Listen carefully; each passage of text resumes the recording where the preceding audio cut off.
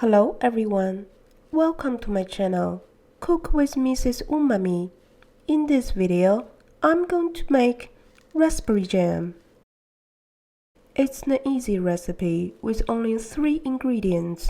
Let's get started. 2 packs of raspberries, some sugar,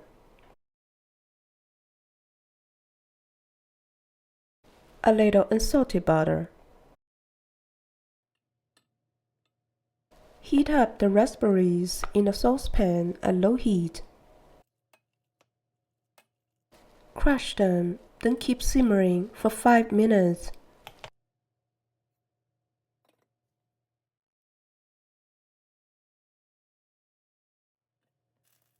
After 5 minutes, add the sugar. Then keep stirring and let it melt.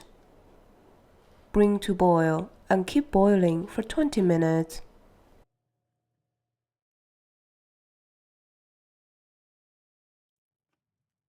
After 20 minutes, remove the saucepan from the heat and add the unsalted butter to prevent foaming. Let it cool down and store it in the fridge. Let's do the calculation.